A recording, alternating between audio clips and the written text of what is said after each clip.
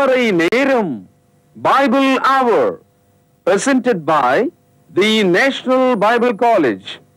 கிறிஸ்துவின் சபையார் உங்களை வாழ்த்துகிறார்கள். Satellite Bible School. வணக்கம் வேத மாணவர்களே, கர்த்தர் தாமே உங்களை ஆசீர்வதிப்பாராக. மீண்டும் இந்த நிகழ்ச்சியில் உங்களை சந்திப்பதிலே மிகுந்த மகிழ்ச்சி. தொடர்ந்து நீங்கள் படித்துக் கொண்டு வருகிற இந்த பாடங்கள் உங்களுக்குள் மாபெரும் மாற்றத்தை உண்டாயிருக்கும் என்று நம்புகிறோம். அதன் தொடர்ச்சியாக இன்றைய நாளிலே மோசேயை கொண்டு தேவன் செய்த அற்புதங்களை குறித்து இன்றைய நாளிலே நாம் வேத வசன ஆதாரங்களோடு படிக்க இருக்கிறோம். யார் இந்த மோசே? தேவன் எப்படிப்பட்ட அற்புதங்களை மோசேயின் மூலம் செய்தார் என்பதை குறித்து இன்றைய நாளிலே நாம் படிக்க இருக்கிறோம். தொடர்ந்து நிகழ்ச்சியை பாருங்கள், பயன்பெறுங்கள், மனம் திரும்புங்கள். இன்றைய நாளிலும் கூட நமது போதகர் டாக்டர் பீட்டர் சாலமன் ஐயா அவர்கள் நற்செய்தி அளிப்பார். வணக்கம். தேசிய வேதாகம கல்லூரி மாணவ கண்மணிகளே, தோழர்களே, அருமை பெற்றோரே, உங்கள் அனைவரையும் இந்த வான்வழி வகுப்புகளுக்கு வரவேற்கிறேன். த நேஷனல் பைபிள் காலேஜ் வழங்கும் ஆன்லைன் வகுப்புகளை நீங்கள் தேர்ந்தெடுத்து படித்து வருவதற்காக நன்றி செலுத்துகிறேன். இந்த நாட்களில் அடையாளங்களும் அற்புதங்களும் சாட்சிகளும் என்ற தலைப்பில் இந்த பெரும் பாடத்தை நான் உங்களுக்கு நடத்தி கொண்டிருக்கிறேன். Science and wonder with witnesses. அதாவது பைபிளில் அற்புத அடையாளங்கள் தானாக சாட்சிகள் இல்லாமல் நிகழ்த்தப்படவில்லை. சாட்சி ஒருவன் இருந்தால் தான் அந்த நிகழ்ச்சியை நம்ம நம்ப முடியும். நீதிமன்றத்தில் எல்லா விஷயங்களையும் ஒரு சாட்சியின் மூலமாகத்தான் நிரூபிக்கிறத நீங்கள் பார்க்குறீங்க. கண் பார்வை இல்லாதவர்கள் சாட்சிகளாக இருக்க முடியாது. பைபிளில் போதிக்கப்படுகிற செய்யப்பட்ட அற்புதங்களுக்கு சாட்சிகள் இருக்கிறார்கள். அதனால்தான் நாம் அவைகளை அற்புதங்கள் என்றும் அடையாளங்கள் என்றும் ஏற்றுக்கொள்கிறோம்.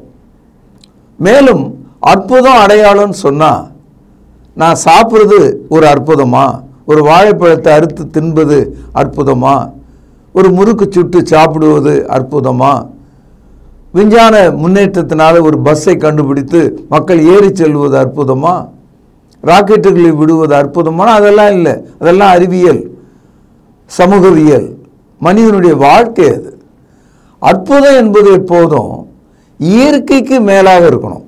miracles must be always above the nature and all the miracles must have a witness. அற்புதங்களுக்கு சாட்சி வேணும். அதுதான் அற்புதம். சகோதரர்களே, இன்னைக்கு நான் சொல்கிற கருத்தை ஒரு துளி ஞாபகமாக வைத்துக்கொள்ளுங்க. சின்ன அளவில் தான். அதாவது பழைய ஏற்பாடு நம்ம எப்பவுமே பேசும்போது நம்ம எதை குறித்து பேசுகிறோம்? குறிப்பாக பழைய ஏற்பாடு என்று பேசும்போது ஆதியாகமத்தை நாம் நினைக்கவே கூடாது. ஆதியாகமம் என்ற 50 அதிகாரம் உள்ள அந்த பகுதி 2500 ஆண்டு கால வரலாறு. இந்த ஆதியாகம காலத்தை சம்பவங்கள் எதிலுமே பழைய ஏற்பாடு என்ற கருத்து இல்லை.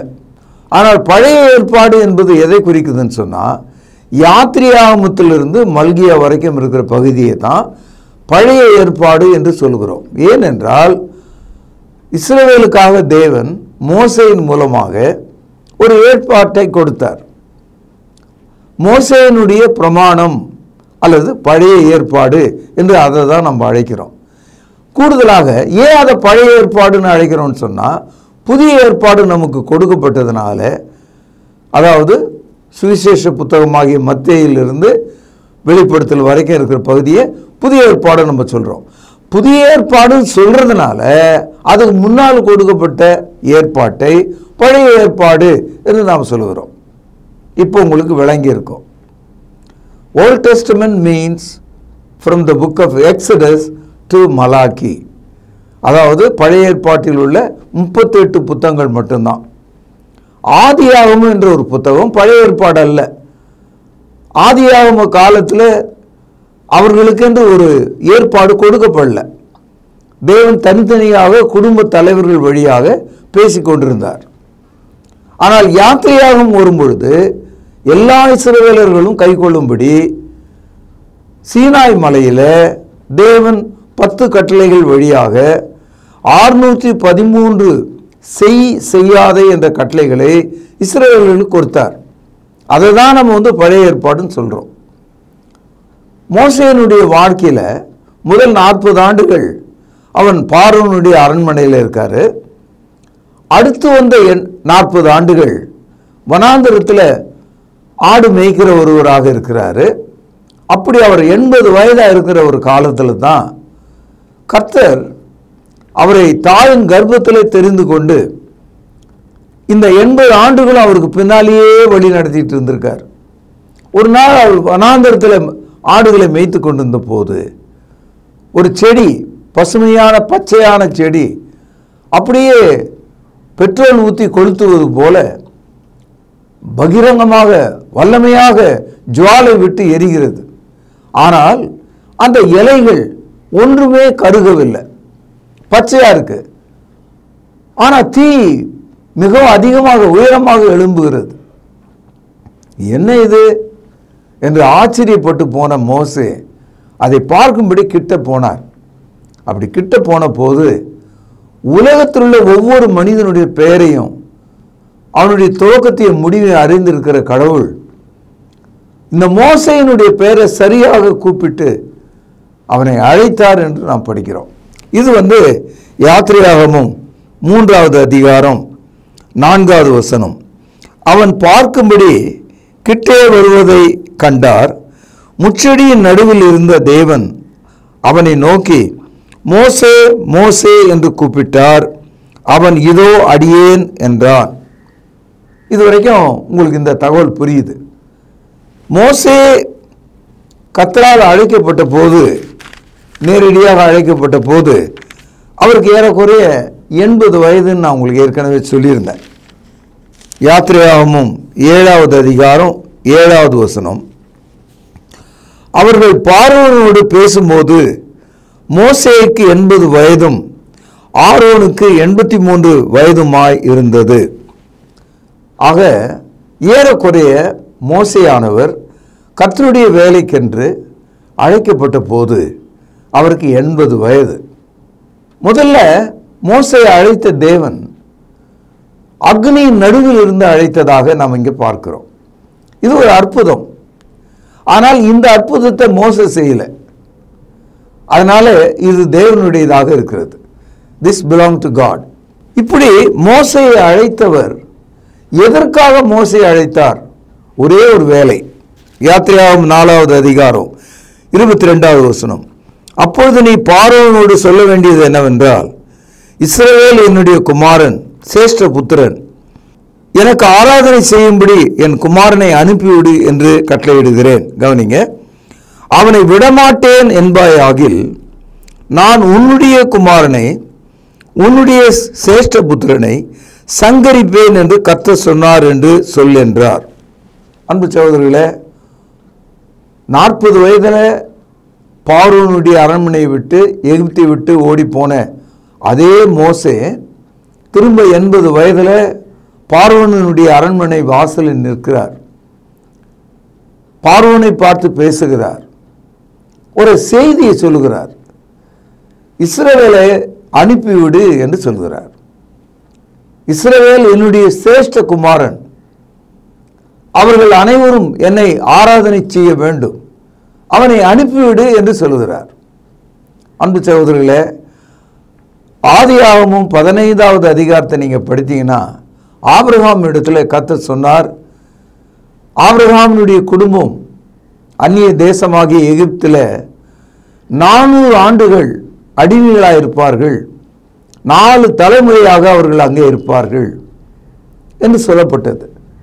அந்த வார்த்தை அப்படியே நிறைவேறும்படி ஏறக்குறைய 430 வருஷம் அந்த இஸ்ரவேலுடைய வாழ்க்கையில் அவர்கள் எகிப்தில் இருந்தபோது அவர்களை விடுதலை செய்கிற ஒரு தலைவனாக, ஒரு ஹீரோவாக மோசே அனுப்பப்பட்டார்.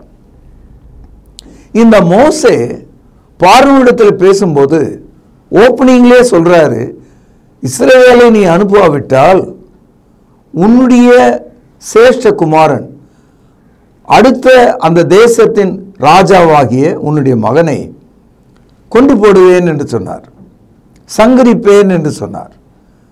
ஆக மோசேயானவர் ஆரம்பம் முதல வல்லமை மிக்கவராக இருக்கிறார். தொடர்ந்து நீங்கள் மோசேயினுடைய வாழ்க்கையை சுருக்கமாக படித்தால், மோசேயினுடைய கையில் என்ன இருக்குதுன்னு கேட்டார் ஆண்டவர். ஒரு கோல் என்று சொன்னான். அதை கீழே போடுன்னு சொன்னார். கீழே போட்ட உடனே அது பாம்பாக ஓடிது. அது பாம்பாக ஓடியது. மோசே அதை கண்டு அஞ்சி ஓரமாய் ஓடினான். கர்த்தர் சொன்னார், அதன் வாளை பிடி என்று. அது கோலாக மாறியது. அது ஒரு அற்புதம் தானே. அந்த கோல் அடுத்து வந்த 40 ஆண்டுகளும் மோசேயின் கையிலேயே இருந்தது. அடுத்தது மோசே அவனுடைய கையை அவனுடைய உடைக்குள் போடும்படி சொன்னார். திரும்ப எடுக்க சொன்னார். எடுத்து பார்த்தா அது வெண்குஷ்டரோகமாக இருந்தது. மறுபடியும் அவன் கையை உள்ளே போட சொன்னார். திருப்பி வெளியே எடுத்த போது அது நல்ல கையை போல மாறியது. குஷ்டரோகம் நீங்கியது. அதனால் நம்ம என்ன புரிஞ்சுக்கிறோன்னா, தேவன் மனிதர்களை சந்திக்கும் போது, முரட்டாட்டம் உள்ள மனிதர்களை சந்திக்கும் போது, ராஜாக்களை சந்திக்கும் போது, ஆணவமுள்ள மக்களை சந்திக்கும் போது, அவர்களை திருத்தவும், அவர்களுடைய திமிரை அடக்கவும், அவர்களை நியாயம் தீர்க்கவும் அற்புதத்தை பயன்படுத்துகிறார். God performed miracles to change the rebellious people of this world. ஆக இந்த உலகத்தின் ராஜாக்கள் நடுங்கவும் பயப்படவும் அற்புதங்கள், அடையாளங்கள் அவசியமாக இருந்தது. இந்த மோசேயினுடைய வாழ்க்கையில் இஸ்ரவேலர்களே அவன் புறப்படும் அந்த நாளில் என்னென்ன செய்தான் அப்படின்னு நீங்கள் படிச்சிங்கன்னா ரொம்ப ஆச்சரியமாக இருக்கும். குறிப்பாக மோசேயினுடைய வாழ்க்கையில் 10 அற்புதங்கள் அப்படின்னு ஒரு கருத்து இருக்குது. ஆனால் அற்புதங்கள் என்ற அந்த இடத்துல மிரக்கிள் அல்லது ஒண்டர் என்ற வார்த்தைக்கு பதிலாக இங்கிலீஷில் பிளேக் என்ற ஒரு வார்த்தை இருக்குது. இந்த பிளேக் என்ற வார்த்தையை தமிழில் வாதைகள் என்று சொல்கிறாங்க. வாதைனா வலிக்குதுன்னு அர்த்தம். வாதைனா உடம்புல ஏதோ ஏற்படுகிறது என்று அர்த்தம். தேசத்தில் என்னமோ நடக்குதுன்னு அர்த்தம். வாதைனா நஷ்டம்னு அர்த்தம். வாதைனா மரணத்துக்கு ஏதுவான வலி என்று அர்த்தம். அதாவது இஸ்ரவேலை விடுவிக்க மனம் இல்லாமல் அவர்களை அடிமையாகவே வைத்துக்கொள்ள விரும்பின பார்வோனுக்கு எதிராக, அவனுடைய தேசத்துக்கு எதிராக, அவனுடைய எல்லை முழுவதுக்கும் 10 வாதைகளை 10 பிளேக்ஸ் அங்கே மோசே நிகழ்த்துகிறார். ஒன்று ஞாபகம் வச்சுங்க, வாதை வேற, அற்புதம் வேற. Plagues are different then the miracles. அற்புதம் என்பது நிகழும், அதோட மனிதர்கள் விசுவாசத்துக்குள்ள வரலாம் அல்லது விசுவாசிக்காமல் போகலாம். ஆனால் வாதை என்பது மனிதர்கள் அனுபவிப்பார்கள், கண்ணீர் விடுவார்கள், நஷ்டப்படுவார்கள், அந்த தேசமே அழிவுக்கு வந்து சேரும். அதான் வாதை. அதாவது அந்த தேசமே அழிந்து விடும். அது போன்ற வாதை. 10 வாதைகள் 10 வாதைகள் மோசேயினுடைய காலத்தில் இஸ்ரவேலர்கள் எகிப்தில் இருக்கிறாங்க. அவங்களுடைய வீட்டுக்குள்ள வராத வாதை எகிப்தினுடைய வீட்டுக்குள்ளேயும் அந்த தேசத்துக்குள்ளேயும் வருது. அதான் ரொம்ப ஆச்சரியம். இப்போது ஒரு ரயில் தடம் பொருளுகிறது. அந்த ஒரு கம்பார்ட்மெண்ட்டில் 72 பேர் இருந்தாங்கன்னு வைங்க. அந்த 72 பேரில் 6 பேர் மட்டும் காயமே இல்லாமல் தப்பிக்கிறாங்க. மீதி அத்தனை பேருக்கும் மரண காயம் ஏற்படுது. அப்படின்னா ரொம்ப ஆச்சரியமாக இருக்கும். அது எப்படின்னா அது தெரியாது. அது ஒரு அற்புதம் போல் இருக்கு. அது மாதிரி எகிப்து தேசத்தில் 430 வருஷம் 4வது தலைமுறையை எட்டியிருந்த ஆபிரகாமினுடைய பிள்ளைகள் ஒருவருக்கும் எந்த சேதமும் வரல. அவர்களுடைய வீட்டில் எந்த ஒரு அசம்பாவிதமும் நடக்கலை. அவர்கள் மத்தியில் எந்த வாதையும் வரல. ஆனால் முழு எகிப்து தேசத்தில் அதனுடைய எல்லைகளுக்குள்ள இந்த வாதைகள் வந்தது. சகோதரர்களே, வாதைனா இன்னும் புரிஞ்சுக்கலன்னா, கொஞ்ச காலத்துக்கு முன்னால் கொரோனான்னு ஒரு வாதை வந்தது. மனிதர்கள் என்ன செய்தாங்க? எல்லாரும் வீட்டுக்குள்ளே முடங்கினாங்க. ஏறக்குறைய 2 மாதம் வெளியே வரல. தெருக்கள் அடைக்கப்பட்டது. மனிதர்கள் வாய்களை துணிகளால் மூடிக்கொண்டு அலைந்தாங்க. அதான் வாதை. வாதைனா மக்கள் செத்துக்கிட்டே இருப்பாங்க. கொரோனா ஒன்றுமே கிடையாது. எகிப்தில் வந்த வாதை அவ்வளோ ஆபத்தான வாதைகளாக இருந்தது. நாம் முதல்ல 7வது அதிகாரம் 20வது வசனம் யாத்திரையாமத்தை நீங்கள் படிச்சிங்கன்னா, மோசே எகிப்து தேசத்தில் உள்ள நீர்நிலைகளின் மீது, ஆற்றின் மீது தன்னுடைய கோலை கொண்டு தொட்டான். அப்பொழுது தண்ணீர் இரத்தமாக மாறியது. ரொம்ப ஆச்சரியமாக இருக்குது. அதாவது எகிப்து தேசம் எங்கும் தண்ணீர் இரத்தமாக இருக்கிறது. இப்படிப்பட்ட ஒரு அற்புதத்தை மனிதனால் செய்ய முடியாது. அற்புதங்கள் தந்திரமோ மந்திரமோ மாயமோ கிடையாது. அற்புதம் என்பது இயற்கைக்கு மேலாக தான் நடக்கும். இப்போ தண்ணீரெல்லாம் இரத்தமாக மாறினா அவங்களுடைய நிலைமை என்ன? கூடுதலாக ஒன்று நீங்கள் கவனிக்கணும். இயேசு கிறிஸ்து கூட தன்னுடைய முதல் அற்புதத்தை தண்ணீர் மேலே தான் தொடங்குகிறார். இயேசு தண்ணீரை திராட்சரசமாக மாற்றினார், பயனுள்ளதாக மாற்றினார். கொடுமை உள்ளதாக அல்ல, இனிமை உள்ளதாக மாற்றினார். இயேசு தண்ணீர் மேலே நடந்தார். பழைய ஏற்பாட்டு அற்புதங்கள் அல்லது வாதைகள் சாபத்துக்குரியதாக இருக்கிறது, நஷ்டத்துக்குரியதாக இருக்கிறது. இரண்டாவதாக 8ஆம் அதிகாரம் 3 முதல் 6 வசனங்கள் யாத்திரையாமத்தை படிச்சீங்கன்னா, தவளைகள் வந்ததாம். தவளைகள் உயிர் உள்ளது, தத்தி தத்தி ஓடக்கூடியது, அருவருப்பானது. எகிப்திற்கு பிடிக்காத ஒன்று தவளை. எகிப்திற்கு பிடிக்காத மக்கள் மேய்ப்பர்கள். The Egyptians hate the shepherds. The Egyptian abhor the frogs. அவங்களுக்கு தவளைனா ஆகாது, அது என்ன தெரியாது. எல்லா தேசம் எல்லாம் தவளை, எகிப்தியர்களுடைய வீடுகள் எல்லாம் தவளை உள்ள நுழைஞ்சிடுச்சு. படாது பாடுபட்டாங்க. இது 2வது வாதை. 3ஆவதாக யாத்திரையாகும் 8ஆம் அதிகாரம் 17வது வசனத்தில் ஒரு வித்தியாசமான வண்டுகள், எங்கே பார்த்தாலும் வண்டுகள். சில சமயங்களில் நம்ம கிராமங்களில் வீதிகளில் காதில், நாயினுடைய காதில் நிறைய உண்ணி என்ற ஒரு பூச்சி இருக்கிறத நீங்கள் பார்க்கலாம். அதே போல் மாட்டின் மீது பெரிய ஈக்கள் உட்கார்ந்துருக்கிறத நீங்கள் பார்க்கலாம். இங்கே எகிப்து தேசம் முழுவதும் எல்லா மனுஷர் மேலேயும் மிருகங்கள் மேலேயும் வண்டுகள் வந்தது, கடித்தது அவர்களை. அப்பொழுதும் பார்வோனுடைய மனம் கரையவில்லை, மனம் திரும்பவில்லை. தொடர்ந்து 4வது வாதையாக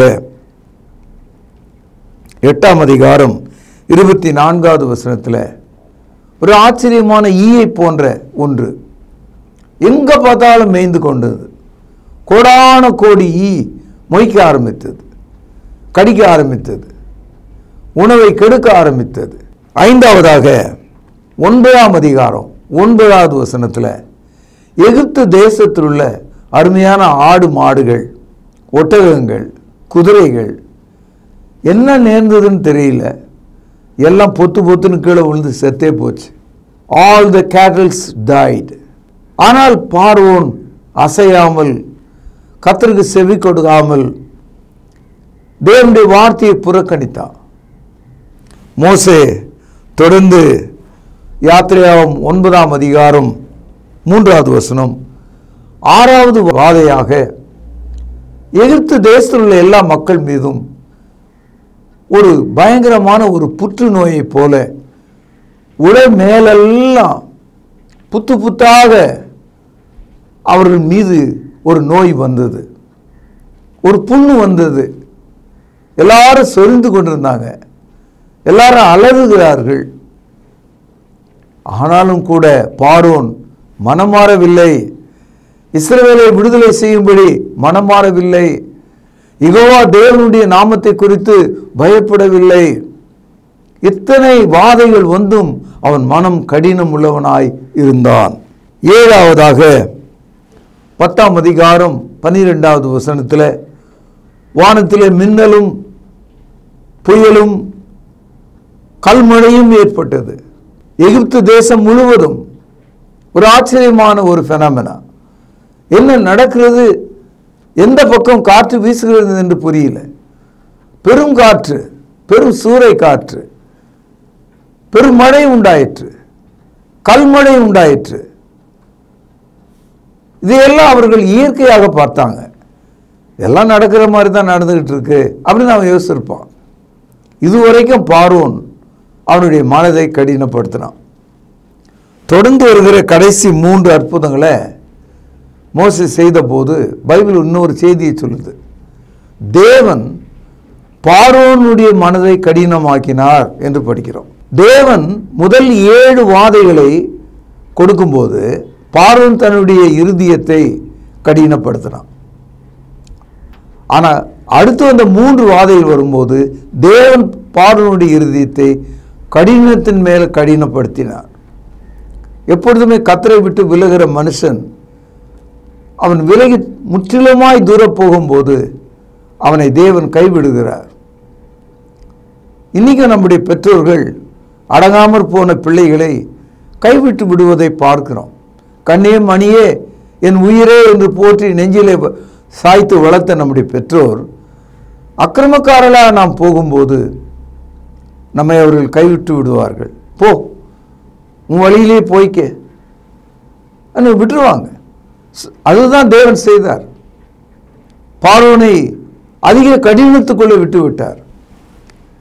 8ஆவதாக 10வது அதிகாரம் 4வது வசனத்தில் தேசம் எங்கும் வெட்டுக்கிளிகள். வெட்டுக்கிளி வந்தால் என்ன செய்யும்? எல்லா பொருளையும் தின்று தீர்த்து விடும். நல்லா விளைஞ்ச கோதுமை, பார்லி காலிலிருந்து சாயங்காலத்துக்குள்ளே இல்லாமல் போயிடும். வயல் மொட்டையாயிடும். அது வீடுகள் மேலே வந்தால் வீட்டின் மேல் உள்ள கூரைகளை தின்று விடும்.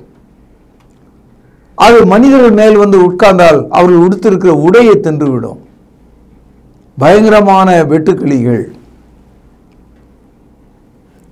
10வது அதிகாரம் 22வது வசனத்தில் இது காலையா பகலா இரவா என்று தெரியாத அளவுக்கு கார் இருள் வந்ததாம். Complete darkness. இது 9வது வாதை. எல்லாரும் தடவி தடவி வீடு எது, பிள்ளைகள் எது, உணவு எது, வழி எது என்று கைகளால் தடவக்கூடிய நிலைக்கு வந்தாங்க. முற்றிலுமான இருள். ஒருவரை ஒருவர் பார்க்க முடியல. கடைசியாக இஸ்ரவேலர்கள் பஸ்கா என்ற ஒரு பண்டிகையை அவர்கள் ஆசரித்தாங்க.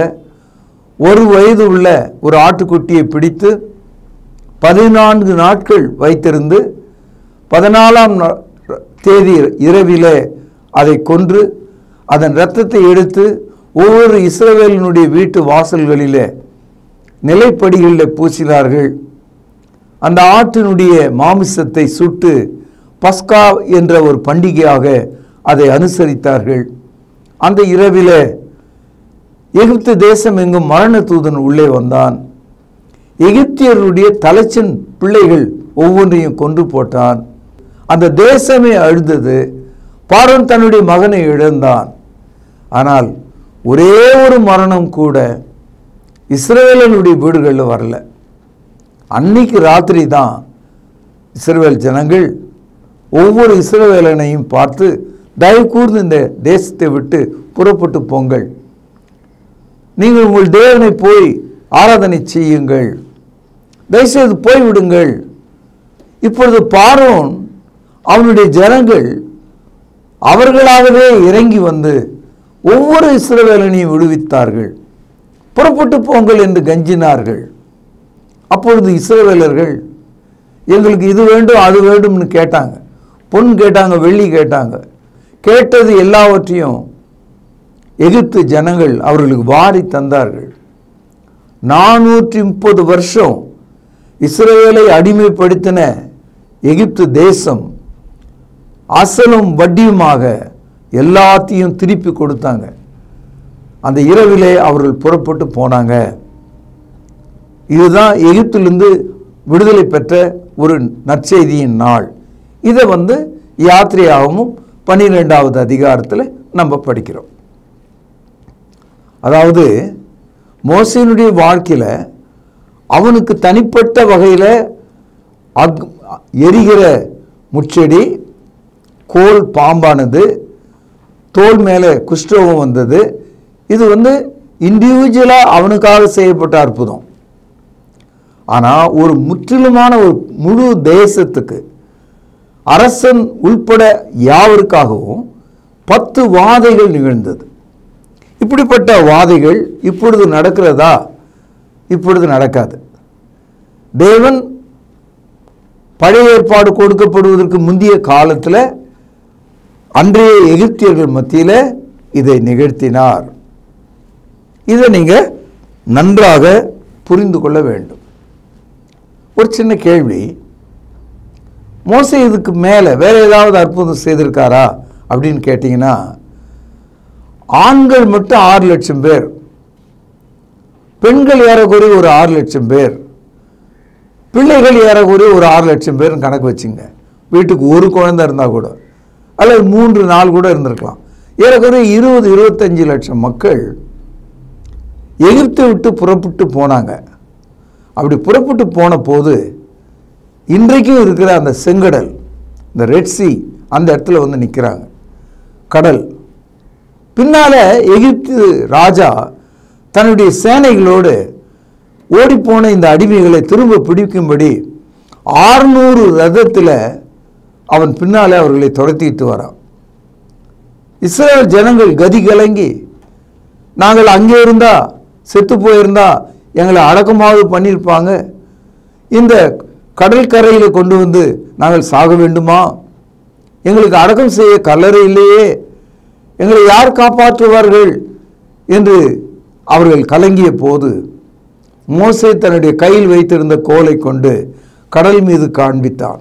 கடல் மீது நீட்டினான். நடந்தது என்ன தெரியுங்களா? இதுவரைக்கும் மனிதர்கள் நினைத்து பார்க்க முடியாத ஒரு அற்புதம் நிகழ்ந்தது.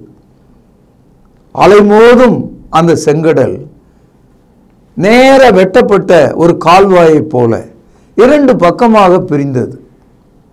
வெட்டாந்தரை காணப்பட்டது. இஸ்ரவேல் ஜனங்களை மோசே, நீங்கள் புறப்பட்டு போங்கள் என்று சொன்னான். இந்த புறப்பட்டு போங்கள் என்ற வார்த்தையை தான் இங்கிலீஷில் எக்ஸடஸ் என்று சொல்லுகிறோம். யாத்திரைனா பயணம்னு அர்த்தம், ஆகமம் சொன்னால் புத்தகம்னு அர்த்தம். யாத்திரை ஆகம்னு சொன்னால் புறப்பட்டு போனவர்களுடைய புத்தகம் என்று பொருள். இங்கே தான் இந்த யாத்திரையாகும் என்ற அந்த புத்தகத்தினுடைய பொருள் அங்கே கிடைக்கிறது நமக்கு.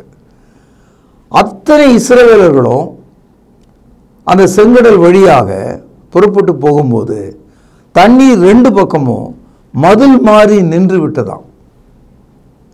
எப்போதும் ஒரு சுரங்கத்துக்குள்ளே போகிற சின்ன பிள்ளைங்க அந்த சுரங்கத்தினுடைய 2 பக்கத்தையும் கீறிக்கிட்டே போவாங்க, தட்டிக்கிட்டே போவாங்க.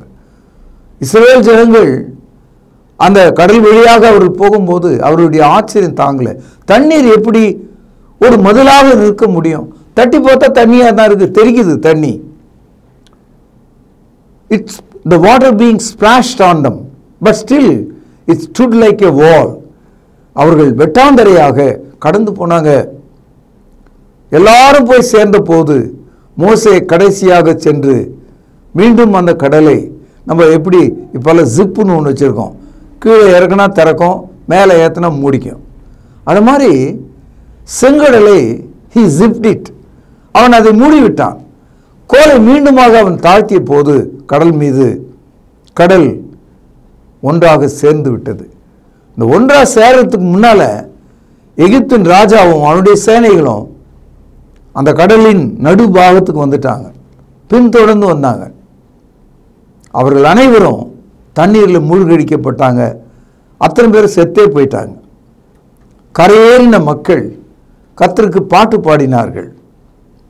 சகோதரி, இன்றைய செய்தியில் என்ன நம்ம கவனிக்கிறோன்னா, அற்புதங்கள் அடையாளங்கள் தேவனுடைய கையெழுத்து போல் இருக்கிறது. நம்முடைய நாட்டில் உள்ள பணத்தில் நம் நாட்டினுடைய கவர்னர் கையெழுத்து போடுறார். நம்ம எல்லா ரூபா நோட்லேயும் அதை பார்க்குறோம். அது மாதிரி அற்புதங்கள் அடையாளங்கள் தேவனுடைய கையெழுத்து போல் இருக்கிறது. அதை நீங்கள் விசுவாசிக்கும்படி உங்களை நான் கேட்கிறேன். பிரார்த்தனை செய்வோம். பரலோகத்தில் வாசமாக இருக்கிற அற்புதமான தகப்பனே, மோசே காலத்து 10 வாதைகளும் 5 அற்புதங்களும் எங்களுக்கு ஆச்சரியத்தை கொடுக்கிறது. நாங்கள் உம்மை விசுவாசிக்கும்படி அது பேர் உதவியாக இருக்கிறது. தொடர்ந்து அற்புத அடையாளங்களை குறித்து படித்து உணரத்தக்கதாக எங்களை ஏவி அருளும். உமது வார்த்தைகளை கொண்டு எங்களோடு பேசும். எங்கள் பாவ குற்றங்களை மன்னியும். அருள்நாதர் ஆண்டவர் இயேசுவின் திருப்பெயரால் இவரை தாழ்மையாக கேட்டுக்கொள்கிறேன். ஜீவனுள்ள எங்கள் நல்ல பிதாவே, ஆமென். தொடர்பு கொள்ள வேண்டிய முகவரி: திருமறை நேரம், 58 சர்ச் தெரு, குமரன் நகர், சென்னை 6,82,000. தொலைபேசி எண் 044255008882. செல்போன் 9385500882. கர்த்தாவே, தேவர்களில் உமக்கு பானவர் யார்? வானத்திலும் பூமியிலும் உமக்கு பானவர் யார்? உமக்கு பானவர் யார்? உமக்கு பானவர் யார்? வானத்திலும் பூமியிலும் உமக்கு பானவர் யார்? வானத்திலும் பூமியிலும் உமக்கு பானவர் யார்?